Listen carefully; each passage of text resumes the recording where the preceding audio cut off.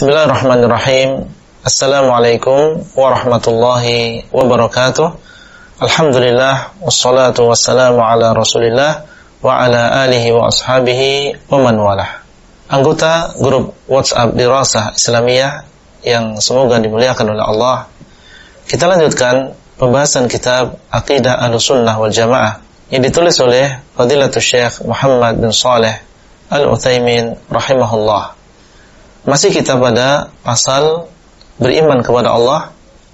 Berkata Syekh Muhammad bin Shalih Al-Utsaimin rahimahullah ta'ala, wa alqahu ila Jibril, dan Allah SWT menyampaikannya kepada Jibril, yaitu Jibril mendengar apa yang Allah SWT ucapkan.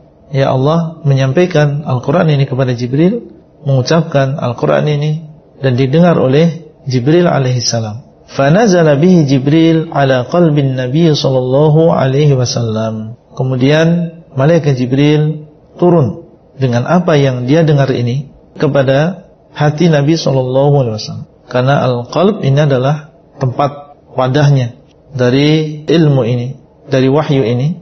Maka malaikat Jibril alaihissalam turun kepada Nabi sallallahu alaihi wasallam dan menyampaikan Al-Qur'an yang sudah dia dengar kepada Rasulullah sallallahu alaihi wasallam. Tentunya ini semua terjadi secara berangsur-angsur sesuai dengan kejadian-kejadian, peristiwa-peristiwa diturunkan oleh malaikat Jibril alaihissalam kepada Rasulullah sallallahu alaihi wasallam. Kemudian beliau mengatakan, membawakan firman Allah, "Qul nazzalahu ruhul qudus min rabbika bil haqq." Katakanlah wahai Muhammad, Ruhul Qudus yaitu malaikat Jibril alaihissalam dinamakan dengan Ruhul Qudus karena dia adalah makhluk yang suci, ya, karena Al-Qudus di sini maknanya adalah suci atau bersih, karena dia adalah makhluk yang amanah dan tidak melakukan kemaksiatan kepada Allah. Allah SWT mensifati beliau dengan Al-Qadasah, ya, Ruhul Qudus, roh yang suci.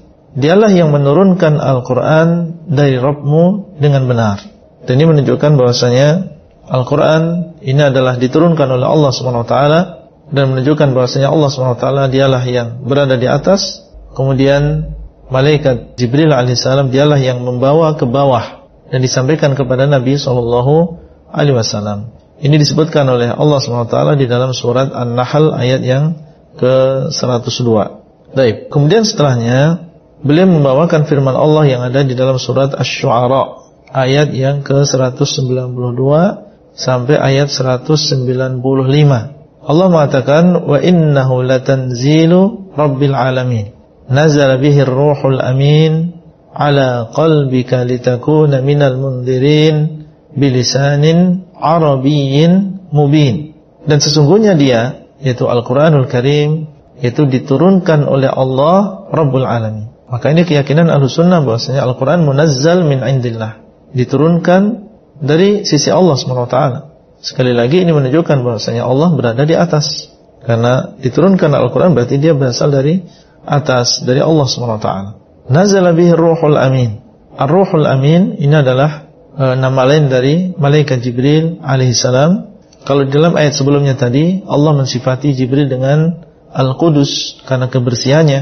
Adapun di dalam ayat ini maka dia disifati dengan amanah, Al-Amin, yaitu ruh yang sangat menjaga amanah.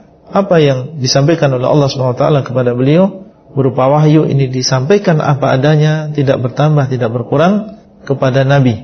Maka beliau alaihissalam disifati oleh Allah SWT dengan Al-Amin, karena dia adalah makhluk yang sangat-sangat dipercaya, tidak mengkhianati apa yang datang dari Allah SWT. Ala qalbik, disampaikan atas hatimu, karena sekali lagi hati ini adalah sebagai wi'a, dia adalah sebagai wadah dari ilmu, wadah dari wahyu Allah SWT. Sehingga malaikat Jibril alaihissalam menyampaikan wahyu yang telah beliau dengar ini kepada Nabi SAW, yaitu kepada hatinya.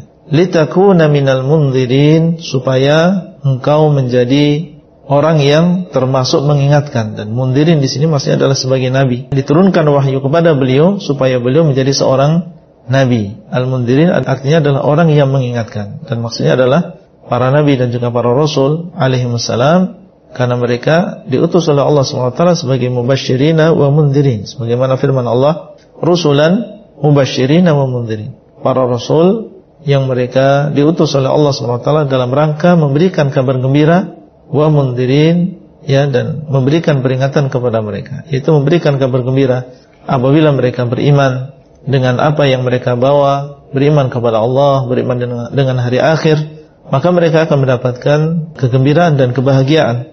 Dan sebaliknya, orang yang menentang Rasul dan tidak beriman dengan apa yang dia bawa, maka orang yang demikian diperingatkan dari azab yang pedih dan azab yang agung. Dan ini menunjukkan, yaitu firman Allah, ala qalbika litakuna minal mundhirin, bahwasanya wahyu ini adalah kekhususan para nabi dan juga para rasul. Apabila dia diwahyukan oleh Allah SWT, maka jadilah dia seorang nabi. Kalau dia tidak diwahyukan oleh Allah, maka dia bukan seorang nabi. Ya, jadi wahyu ini adalah min khasais ar-rusul, ini adalah termasuk kekhususan para nabi dan juga para rasul alaihimussalam. Demikianlah yang bisa kita sampaikan pada kesempatan yang berbahagia ini, dan insyaallah kita bertemu kembali pada pertemuan yang selanjutnya pada waktu dan keadaan yang lebih baik. Wassalamualaikum warahmatullahi wabarakatuh.